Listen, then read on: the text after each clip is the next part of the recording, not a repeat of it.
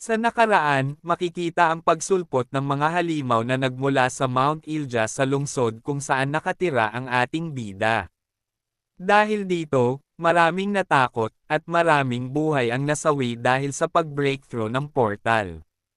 Magsisimula naman ang bahaging ito kung saan makikita ang ating bida na nagsasanay sa loob ng dimensional portal na matatagpuan sa bahay ni Hyun-soo, habang siya ay binabantayan ng kanyang master.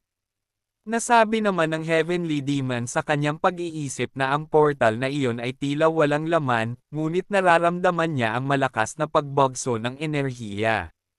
Dagdag pa niya, hindi niya maintindihan kung bakit ang dimensional portal ay posibleng magdala ng nilalang sa ibang lugar na tulad noon. Maya-maya, natapos na ang ating bida sa kanyang pagsasanay. Nasabi niya rin sa kanyang master na mas maayos na ang kanyang pakiramdam matapos sundin ang utos nito na magpadaloy ng enerhiya sa kanyang katawan. Noong nakaraan, halos mabaliw na siya sa labis na frustration. Pinaliwanag naman ng Heavenly Demon na ang pagpapadaloy ng enerhiya ay hindi lamang nakakapagpalakas ng kanyang internal energy, inaalis din nito ang masasamang enerhiya sa kanyang buong katawan. Patawa namang sinabi ni Hyun-soo na kung palagi niya itong gagawin, hindi na niya kakailanganing magpunta sa doktor para sa kanyang mga nararamdaman. Agad namang pinatigil ng Heavenly Demon ang ating bida sa mga walang kwentang sinasabi nito. Kasabay noon, iniutos nito na ipakita ng ating bida ang improvement niya sa Heavenly Demon Emergence at Heavenly Demon Flight. Naging seryoso naman ang ating bida, kasabay ng kanyang pag-iisip na matapos bumaba ang porsyento ng pag-comprehend niya sa mga ito, nagawa pa rin niyang matutunan ang maliit na bahagi ng mga teknik. Ito ay dahil sa kanyang kasanayan sa listening to instructions. Agad siyang nagsimulang subukan ang mga teknik habang iniisip na gagawin niya ang lahat ng kanyang makakaya upang magaya ito. Matapos gayahin ng ating bida ang galaw na ginawa ng Heavenly Demon, nasabi naman ng Heavenly Demon sa kanyang pag-iisip na ang ating bida talaga ay isang talentadong martial artist. Dahil ngayon, mabilis na niyang magaya ang mga galaw sa maikling panahon lamang. Pagkatapos nito, sinabi ng Heavenly Demon na isunod na ng ating bida ang Heavenly Demon Flight. Agad namang sinunod ng ating bida ito. Lumipat naman ang eksena sa isang building ng association. Maririnig ang tunog ng alert system ng building. Kaya maririnig ang mabilis na pagkilos ng mga tauhan ng association dahil sa pagkabasag ng portal sa Mount Ilja. Agad nilang sinuri ang sitwasyon ng lugar kung saan napunta ang mga halimaw. Nagsalita naman sa pag-iisip si Mina at sinabi niyang alam na niya na mangyayari ito, kaya napatatanong siya sa kanyang pag-iisip na kung kailangan na ba nilang makipagtulungan sa Red Lion Guild. Dagdag pa niya, ang pasalakay ng mga halimaw ay sa Gandonggo, at ang guild na malapit dito ay ang Isaak Guild, na pinamumunuan ni Choi Hyun-woo, isang human panther. Matapos nito, agad niyang iniutos na pupunta siya sa lugar na iyon at mangalap sila ng mga hunter hanggat kaya nila. Agad namang sumunod ang kanyang magatauhan sa utos ni Mina. Pagkatapos nito, mabilis na tumakbo si Hunter Mina, nasabi din niya sa kanyang pag-iisip na kailangan mag-ingat ang Isaak Guild sa depensa sa lugar. Makikita ang mabilis na pagpapatakbo ng sasakyan ni Mina. Lumipat naman tayo sa ating bida na kasalukuyang lumalabas sa portal kasama ang Heavenly Demon. Pagkatapos nito, umupo ang Heavenly Demon sa higaan ng ating bida, kasabay ng mahinahong pagtawag sa kanya. Nagulat naman ang ating bida sa ikinilos ng Heavenly Demon at nasabi niya sa kanyang pag-iisip na hindi niya alam kung ano ang balak ng kanyang master, at bakit ganito ang pakikitungo nito sa kanya. Ngumisi naman ang Heavenly Demon at habang naglalaway pa, sinabi niyang ipagluto siya ng ating bida ng ramyon. Makikita na pumangit bigla ang ating bida, nasabi din niya sa kanyang pag-iisip na alam na niyang ganito ang iuutos ng matanda niyang master. Habang ang Heavenly Demon naman ay patawang sinabi sa ating bida na buksan din ang TV dahil manunood siya ng balita upang mapag-aralan ang mundong iyon. Agad namang sinunod ng ating bida ito. Nasabi din niya, habang naiinis na umaarte ang matandang ito na kanya ang mundong iyon. Ngunit matapos mabuksan ng ating bida ang TV, lumabas ang balita patungkol sa pagkasira ng portal sa Mount Ilja dahilan ng pag-atake ng mga halimaw sa kalapit na lugar. Sinabi din ng magbabalita na babae na sa bahagi ng Gandonggo, mabilis na nagkaroon ng malaking pagbaha kasabay ng paglitaw ng mga halimaw na isda. Matapos makita ito ng ating bida, nasabi niya sa kanyang pag-iisip na ang portal sa Mount Ilja ay nasira, at kahit na ang Triple Circle ay hindi na kayang pigilan ito. Nagsalita naman ang Heavenly Demon, tinanong siya kung ito ba ang portal na kanilang pinasok. Mabilis namang sumang-ayon ang ating bida. Ngunit napatigil siya nang mapagtanto niyang si Yoon ay nakatira sa lugar na iyon. Kaya mabilis siyang kumari pa ng takbo upang puntahan ito. Habang tumatakbo, nasabi niya na kailangan niyang makarating agad sa lugar na iyon. Ngunit napatigil siya nang makita ang malawak na traffic sa daan. Napaisip siya at sinabi sa sarili, kung magtatakse siya, masyado itong mabagal, ngunit kung tatakbo naman siya ng mabilis at tuwid, aabot lamang ng 20 minuto ay makarating siya agad. Habang naghahanda, nasabi niya na magiging mabilis lamang ito dahil mayroon na siyang Heavenly Demon Flight. Kasabay nito, mabilis siyang tumalon patungo sa taas ng mga gusali. At kasabay nito, ginamit niya na ang Heavenly Demon Emergence. Makikita naman ang mabilis na pagtalon ng ating bida sa mga gusali. At maya-maya pa, nakarating siya sa isang pinakamataas na gusali sa kanilang lugar. At nagpatuloy muli sa mabilis na galaw gamit ang Heavenly Demon Flight at Heavenly Demon Emergence. Makikita naman sa likuran ng ating bida ang Heavenly Demon na sumusunod sa kanya, nasabi din nito na hindi na masama para sa ating bida. Lumipat naman ang eksena sa Gandonggo na makikita ang mga halimaw na lahat ng makita nitong mga tao ay pinapatay at kinakain. Makikita din ang leader ng Isaac Guild na mabilis na tumalon habang nagpakawala ng isang atak gamit ang matutulis nitong mga kuko at sinabi nito na mamatay na silang lahat. At sa isang iglap lamang mabilis na naputulan ng ulo ang halimaw na tinamaan nito habang may kagat-kagat pa itong isang tao. Ang mga tao naman na nakakita dito ay napasabi na lamang sa pangalan ng leader ng Isaac Guild. Matapos nun agad naman na inutusan ng Black Panther ang kanyang mga tauhan na huwag silang magmadali at makipaglaban lamang ng kalmado. Isang malaking tao naman na may hawak na malaking sandata ang sumangayon sa kanyang kapitan. Matapos nun walang kahirap-hirap lang nitong pinuputol sa 2 piraso ang mga halimaw. Ngunit isang halimaw naman ang nakalusot sa kanya kasabay na mabilis itong tumalon upang sakmalin ito. Mabilis din naman niya itong napansin kaya napamura na lamang siya dito. At mabilis na gumawa siya ng isang atake upang salubungin ang halimaw. Isang hunter naman ang nagtaas ng kamay. Kasabay nun mabilis na sumabog ang halimaw na papasugod sa malaking lalaking hunter.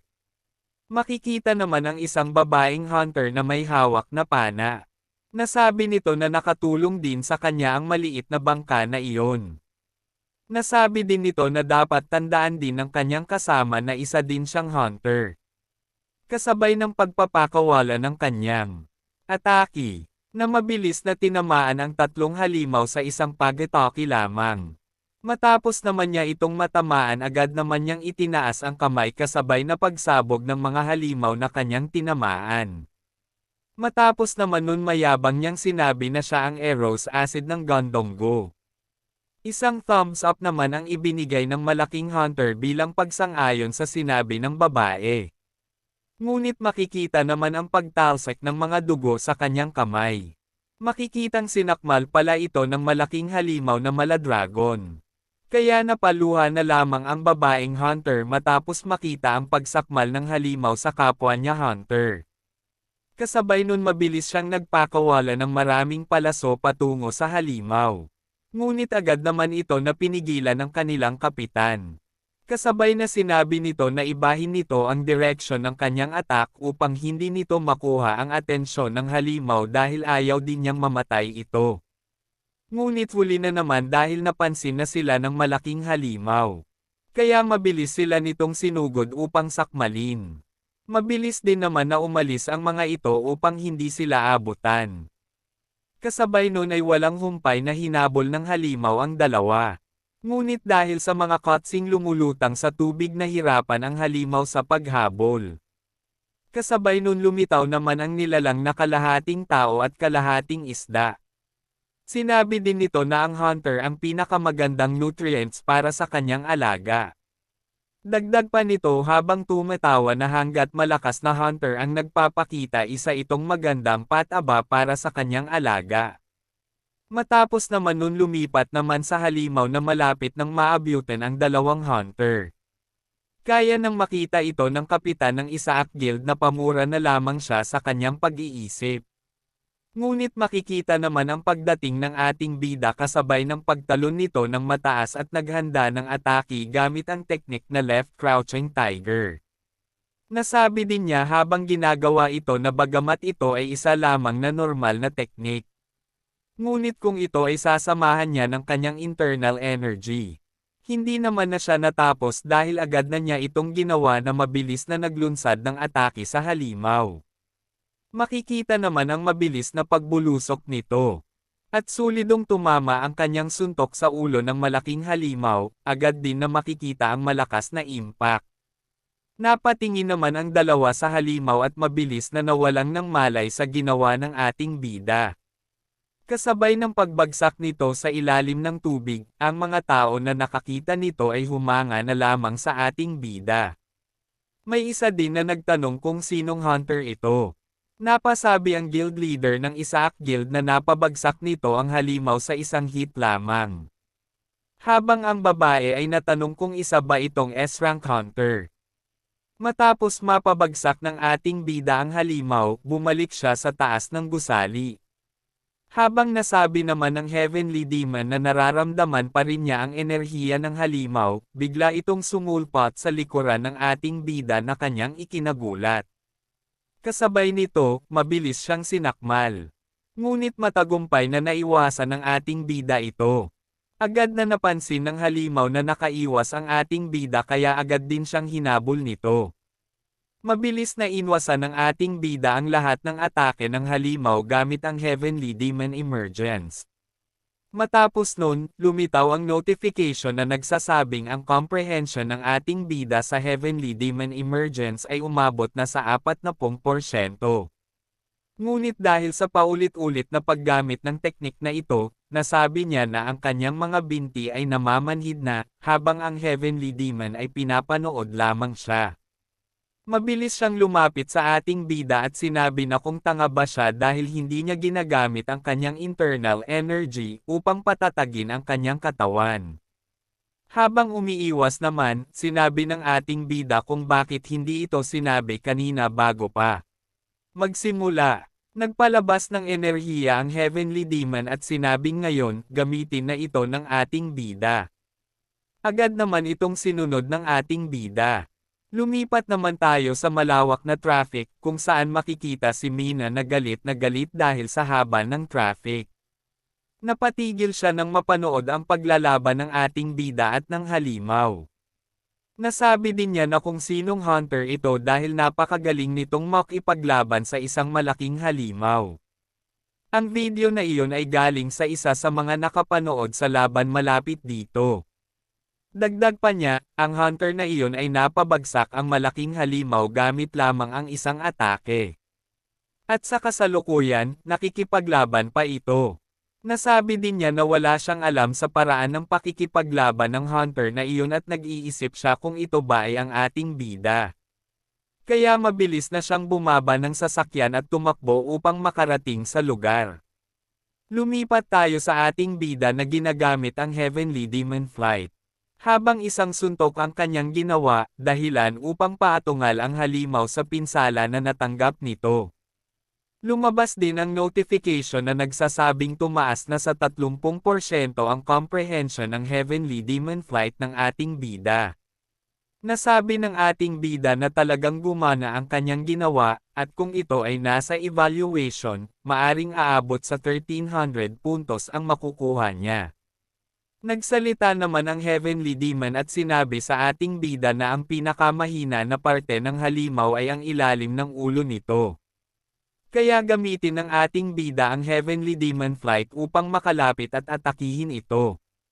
Agad naman na sinunod ng ating bida ito at habang sumusugod, nilagyan nito ng internal energy ang kanyang kamao. Ngunit lumabas ang halimaw na nagkokontrol sa malaking halimaw. Sinabi nito na kailangan nitong patayin ang mapanganib na hunter na iyon. Kasabay ng biglaang naramdaman ng halimaw ang ating bida, habang mabilis naman na nakarating ang ating bida sa ilalim ng ulo ng halimaw at inatake ito. Ngunit dahil sa ginawa ng nagkokontrol sa halimaw, mabilis nitong naiwasan ang ating bida, kasabay na hinampas siya ng malakas gamit ang buntot ng halimaw. Tumilapon ito sa isang gusali at nagdulot ng malakas na pagsabog. Kasabay ng iyon, iniutos ng sorcerer na kumokontrol sa halimaw na kainin nito ang ating bida upang mabilis itong lumakas. Makikita naman ang ating bida na bumaon sa pader dahil sa ginawang atake ng halimaw. Habang ang halimaw ay agad lumapit upang lamunin si Hyunso.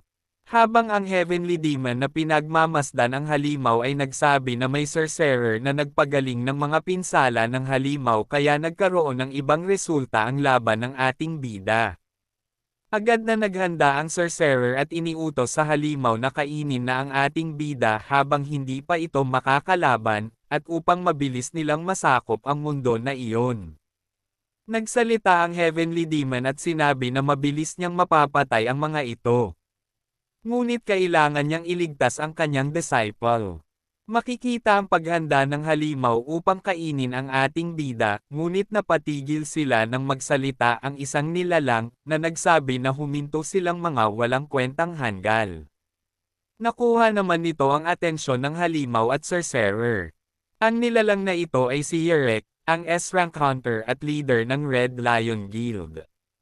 Makikita ang nag-uumapo na aura na pumapalibot sa kanyang katawan.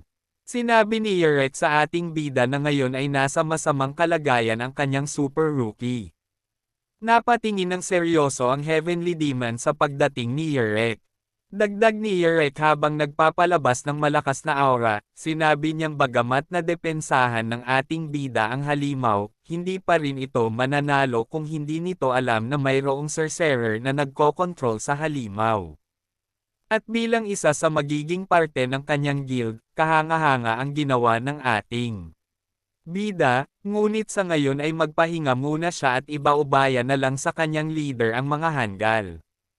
Kasabay ng iyon, lalo pang pinalakas ni Yerek ang kanyang aura. Napangiti naman ang sorcerer at sinabi na tulad ng inaasahan, sa isang hunter na nasa Transcendent, ito ay isang napakalakas na hunter. Kasabay ng iyon, agad na naghanda si Yerek upang sumugod. Maya-maya pa, mabilis siyang nagtungo sa halimaw. Habang ang halimaw ay naghanda din sa pagdating ni Yerek, makikita naman na kinuha na ng Heavenly Demon ang ating bida, habang sa kanyang likuran ay makikita ang malakas na pagsabog matapos tamaan ng atake ni Yerek ang halimaw. Sinabi ng Heavenly Demon habang papalayo na hindi masama ang umatras ng sandali kaya ngayon ay atras muna sila. Lumipat naman ang eksena sa isang babae na umiiyak habang may dalawang halimaw ang nakapalibot dito. Makikita na si Yoon pala ito at pasiga niyang sinabi sa mga halimaw na huwag silang lalapit sa kanya, pasiga din itong humingi siya ng tulong habang may mga luha sa kanyang mata. Maya-maya pa, makikita ang pagtagos ng kamay ng leader ng Isaac Guild at palaso ng kasama nitong hunter sa mga katawan ng halimaw. Makikita naman ang pagsabog ng katawan ng halimaw na ikinagulat ng leader ng Isaac Guild. Mabuti na lamang, naiharang nito ang katawan ng isang halimaw. Kaya pasigan niyang sinabi sa kanyang kasamahan na kung sinusubukan ba nitong patayin siya. Ngunit napatawa lang naman ang kasamahan at sinabi na alam niyang makakaligtas siya dahil siya ay masamang damo. Maya-maya, bumalik sa seryoso at tinanong ng babaeng hunter kung okay ba si Yoon. Agad naman nagpasalamat si Yoon sa dalawa. Iminungkahi ng babaeng hunter na dadalhin muna niya si Yoon sa ligtas na lugar. Agad naman sumang-ayon si Hunter Choi at sinabi na siya na ang bahala sa paghahanap ng iba pang nakaligtas. Agad na ginawa ito ng babaeng hunter at sinabi kay Yoon na kumapit siya ng mahigpit dahil aalis na sila. Bumalik tayo sa ating bida na bago pa lamang na bumalik ang malay. Tinanong siya ng Heavenly Demon kung maayos na ba siya. Habang iniinda ang sakit ng kanyang katawan, nasabi niya sa Heavenly Demon ang nangyari. Ipinaliwanag ng Heavenly Demon na mayroong sorcerer na kumokontrol sa maliit na ahas na iyon, at kung wala ang sorcerer na iyon, kanina pa natapos ng ating bida ang ahas at nanalo na siya. Naiinis na sinabi ng ating bida kung dinala ba siya ng Heavenly Demon para lang tumakbo. Sumagot ang Heavenly Demon at sinabi na ang pag-retreat ay isang strategy din. Kaya, dapat makinig siya sa mga sinasabi nito. Sinabi ng ating bida na hindi naman niya narinig na itinuro ng kanyang mater na isang strategy din ang pagtakbo sa laban. Nagsalita ang Heavenly Demon at sinabi na wala naman dapat ikapangamba ang ating bida. Ngunit naputol ang sasabihin ng Heavenly Demon nang mawasak ang salamin sa aura ni Yerek. Nasabi naman ng Heavenly Demon na ang babaeng iyon ay iniligtas ang ating bida. Tumayo naman ang ating bida at sinabi nito na hindi siya papayag. Agad siyang tinanong ng Heavenly Demon kung ano ang ibig sabihin nito. Sinabi naman ng ating bida na ang taong iyon ay ang kanyang kalaban, at siya ang tatapos doon gamit ang kanyang lakas at sariling kamay.